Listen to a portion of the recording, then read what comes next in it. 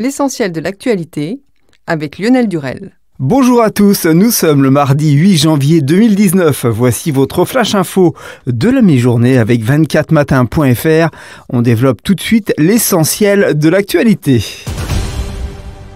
Il faut aller au bout de la suppression de la taxe d'habitation, a affirmé ce jour le ministre des Finances Bruno Le Maire, semblant prendre ses distances avec l'hypothèse d'un maintien de cet impôt pour les 20% de ménages les plus riches. Le sujet de la taxe d'habitation est revenu dans le débat fiscal en raison des critiques du mouvement des Gilets jaunes contre la politique fiscale du gouvernement qu'il juge inégalitaire.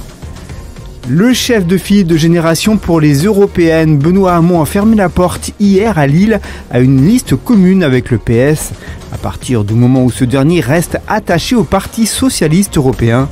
Pour Benoît Hamon, tant que le Parti socialiste restera attaché à un parti européen qui est le supplétif des conservateurs, il ne sera pas possible pour la clarté des idées défendues de faire liste commune, a expliqué Benoît Hamon.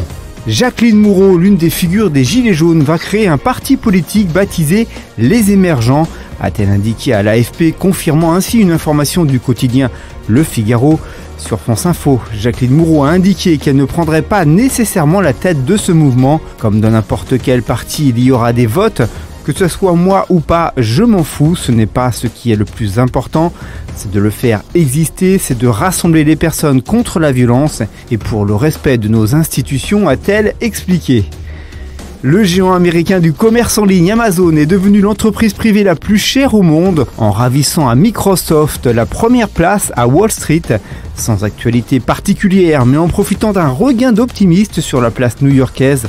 L'action du groupe dirigé par Jeff Bezos s'est appréciée de 3,44% hier, faisant grimper sa valeur boursière à 797 milliards de dollars. Microsoft, avec 783 milliards de dollars, perd ainsi la couronne qu'il avait lui-même dérobée à Apple fin novembre. En bref, et dans le reste de l'actualité, soupçonné d'avoir agressé des gendarmes lors des manifestations des Gilets jaunes samedi à Paris, l'ancien boxeur Christophe Détinger s'est rendu et est actuellement placé en garde à vue. Une cagnotte lancée sur le site Litchi et qui a dépassé les 100 000 € fait polémique. Indignes, déplacés, des internautes ont interpellé le site de collecte en se demandant si cette cagnotte était bel et bien légale et morale.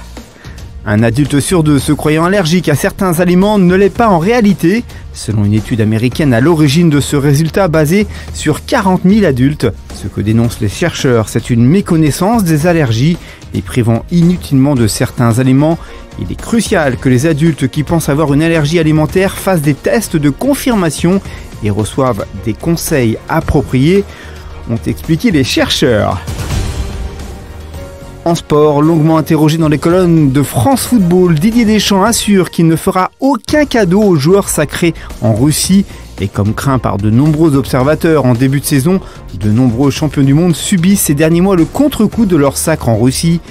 Deschamps a été clair sur sa pensée. Je n'accorde pas un crédit illimité aux champions du monde. Ils savent qu'ils ne doivent pas s'endormir.